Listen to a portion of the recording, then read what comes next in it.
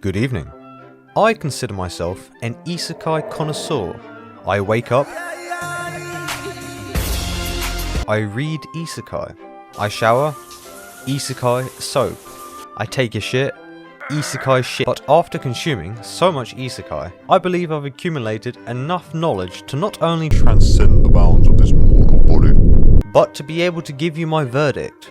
And that is, Isekai is shit. That's my verdict.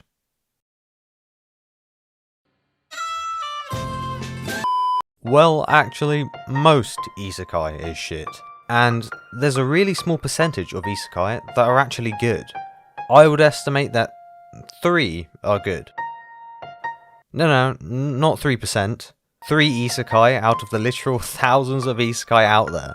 3, in my mind, stand out enough to be called good. But what maketh an Isekai shitteth? Well, I have a list of various things which I believe makes Isekai shit. If you hunt girls too, then you're just a bunch of scumbags. Why did you just call us punk? So slow.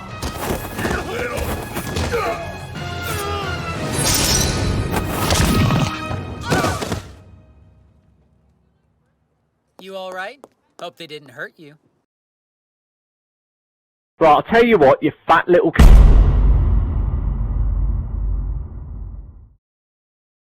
Every fucking Isekai, every single goddamn one will have some kind of shitty generic ass trope. But that's okay, I forgive you, because I don't actually hate generic tropes. Demon Lord? Sure. OPMC? I don't see why not. People being surprised by the MC's raw cock? Wait, what? But there are some tropes that just really get on my nerves. Now, take a look at this scene. 新卒業試験のようにあれを見せてやるのじゃ。あれ？とりあえず火でいいかな。イメージは燃焼。火種を生み出し、酸素を加えて燃焼を促す。青白い炎なんて初めて見たぞ。酸素と水素の混合気。それを空気の壁で包んで、着弾と同時に火種から引火させる。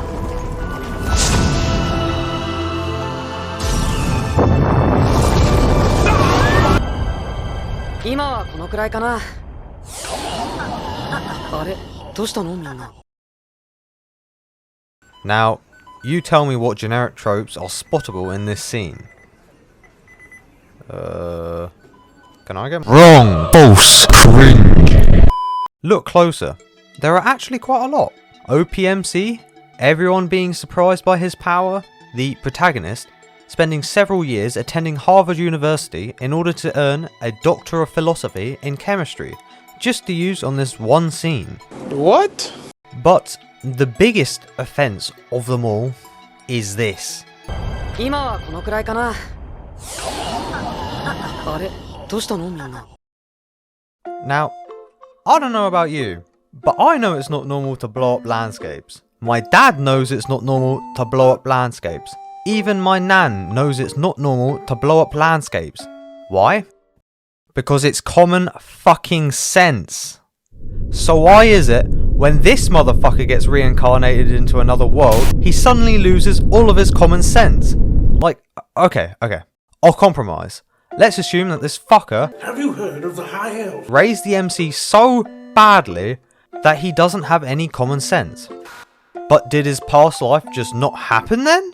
It honestly makes me so infuriated that these authors just sweep it under the rug and hopes that no one notices. And make no mistake, it's not just this one.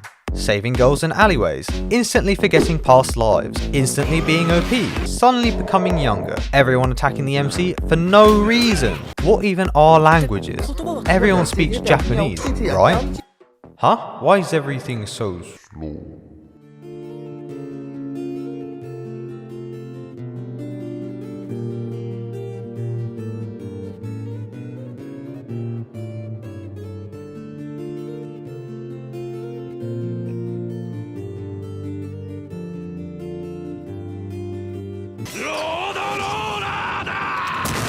What the hell is even the point of making this an isekai? Same stupid shtick with the clueless protagonist.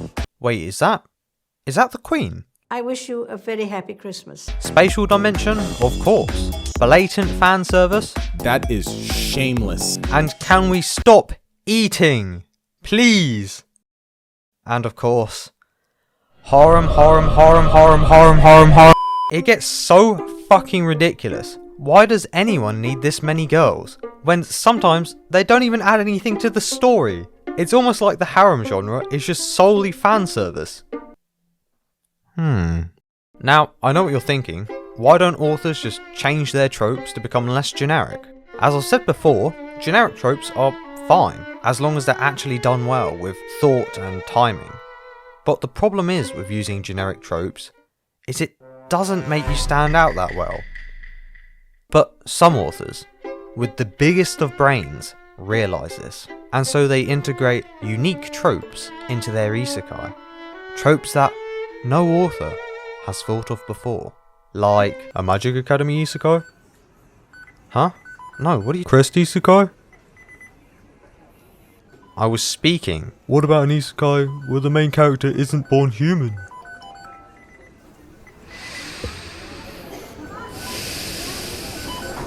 Like I was saying, most of these new tropes which authors create aren't really as good as they might think. A lot of the time, these unique tropes don't really add anything to the story. Which leads me to deduce that the reason why they add these unique tropes is because the author just thinks they're cool. And maybe to also help distinguish their manga from the literal of thousands of other similar manga. But where the authors really get the biggest of brainers is with the plots.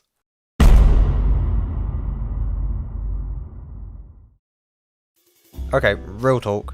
Most of the plots aren't the same act for act. Usually you can differ between them, but sometimes they're pretty damn similar. So let's start at the beginning.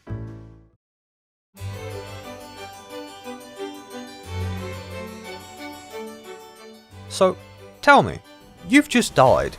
How did you die? Well, how about murder?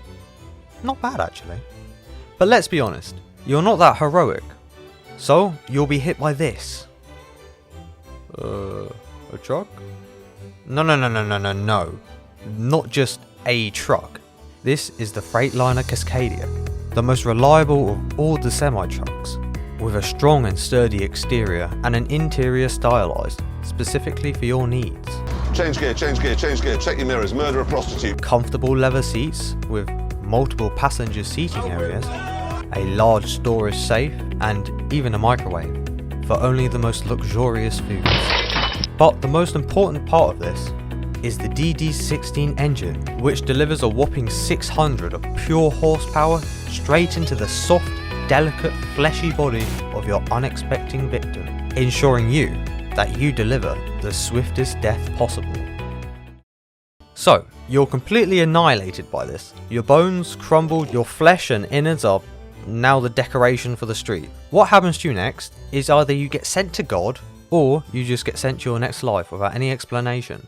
Usually by spontaneously spawning or coming out of someone's vagina.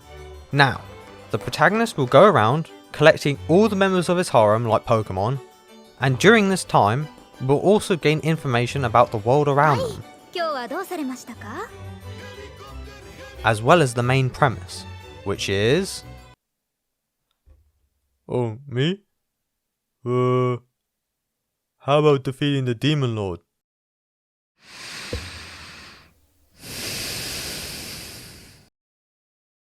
Good, finally learning.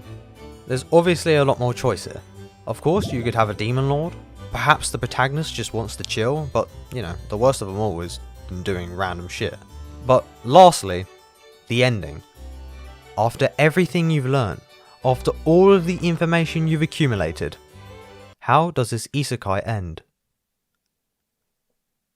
They don't? You've grown so big. Yep, you ever seen an isekai actually end? I rest my case. For real though, not having an ending not even remotely in sight, is very annoying. It honestly feels like the author just decided to make an isekai in the span of 1 hour. Sometimes my genius is... it's almost frightening.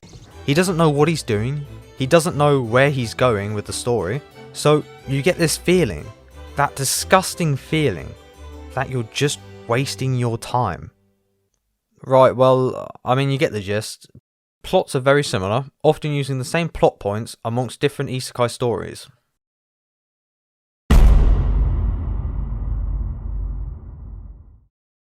Two words. Self-insert. The closest definition I could find. A story in which the reader inserts himself or herself. This usually occurs within a fanfiction. You've probably heard of this word being thrown around a fair bit, and with good reason, because you do see this a lot. To make the greatest self-insert isekai protagonist, it takes a culmination of various different ingredients. Firstly,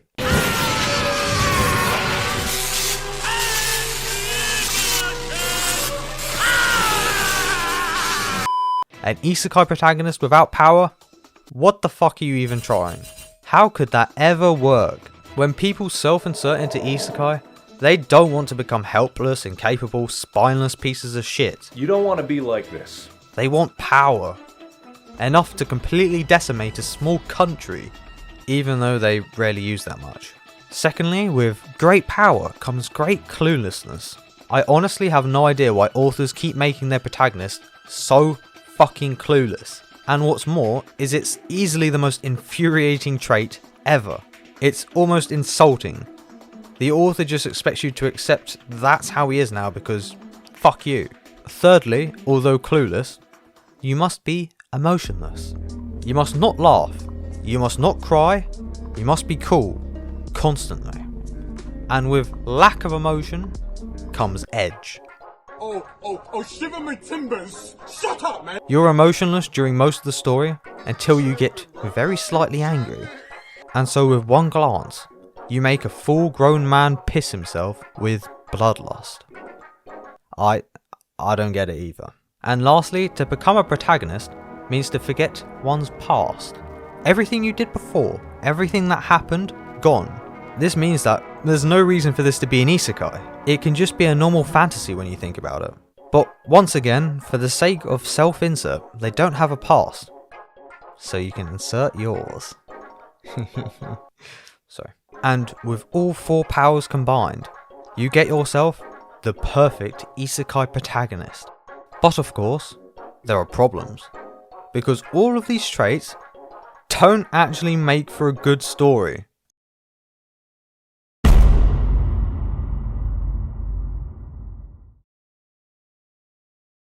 Most worlds in the isekai genre are the same. Very similar and very unoriginal. They basically all use the same world but with slight modifications such as different monsters and different enemies and whatnot. Either way, it's inspired by this guy.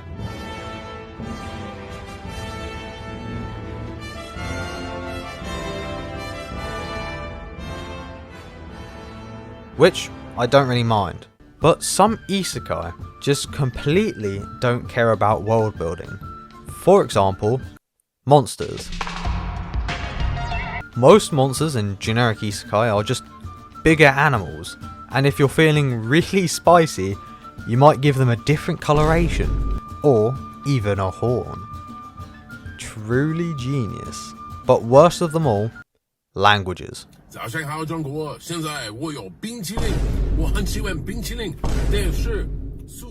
I don't need to explain this one. World building is so important, not just for fantasy but for any story. And by completely disregarding your world building and having your world exactly the same as the other 7,000 isekai out there, it becomes boring and breaks immersion. So I don't care about the world or anything that happens within it because it just feels so synthetic.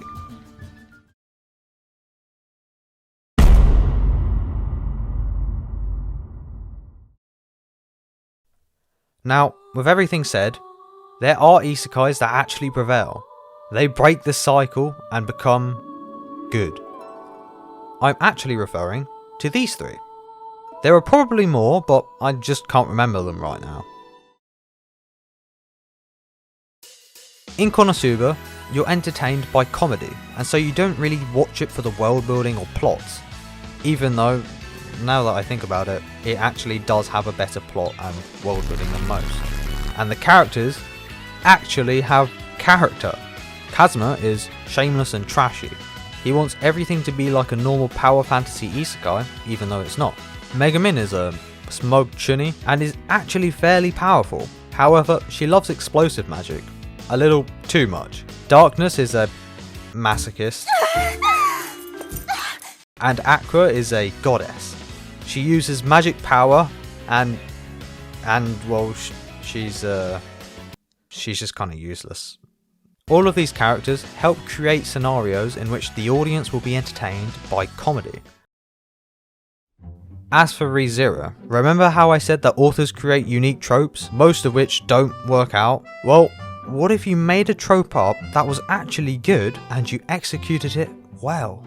That's right, instead of being overpowered, Subaru is given the gift of life.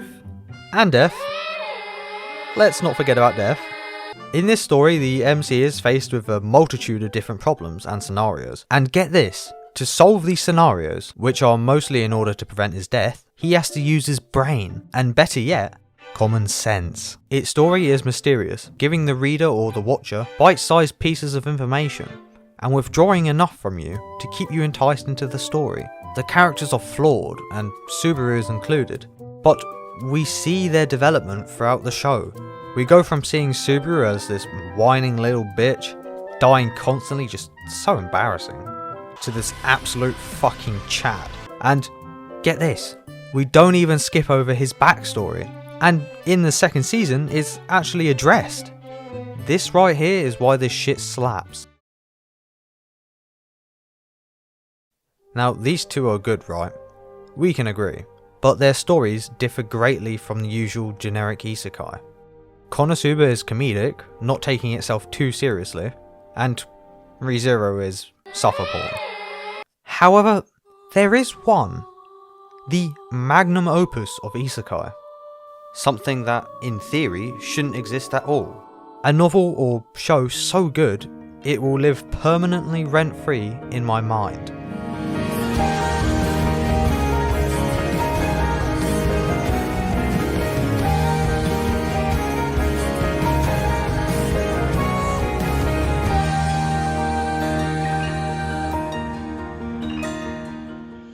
Of course, I'm talking about Mushoku Tensei.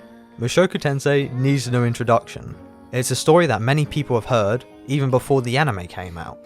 I wasn't a reader of the light novels myself, however I did read the manga, and it instantly stood out to me because it just did everything so well, and even though this show does some generic shit, it somehow does it well. It has an OBMC who's not actually that OP.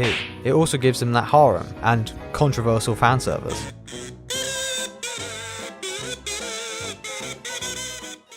But every single character in this harem actually adds to the story, and his character development is just so good. We don't skip over his past, where he's been shown as a piece of shit, so everyone knows that he's a piece of shit. It's disgusting. What is that? What am I looking at? But that's the point. We root for him to become a better person. We watch him with interest as every single event in this anime is set up so it changes Rudius for the better, bit by bit. The anime doesn't waste your time with protagonists doing random shit. The atmosphere is also top notch, and the world building, although not hard, is so good. I mean, just listen to this opening alone.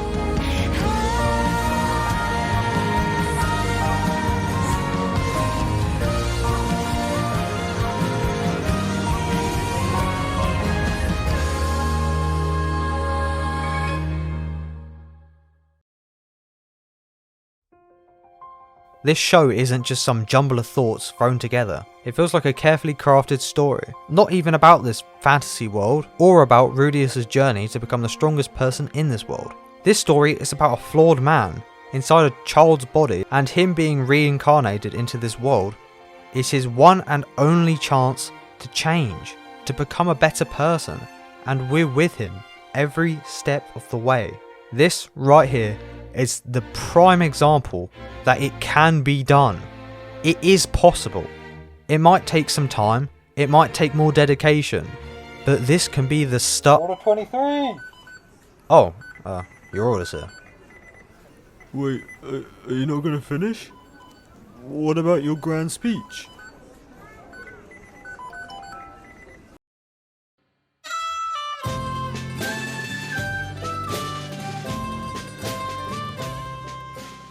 Thank you very much for watching. This video wasn't as degenerate as the content that I usually make, but I just wanted to try something different. Honestly, it's been quite a while since my last video. You know, Elden Ring came out, is what it is. And then I had an idea for a Korean manhwa video, then I scrapped that because I'm an idiot. Yeah, that's kind of my bad. Anyway, once again, thank you for watching and goodbye.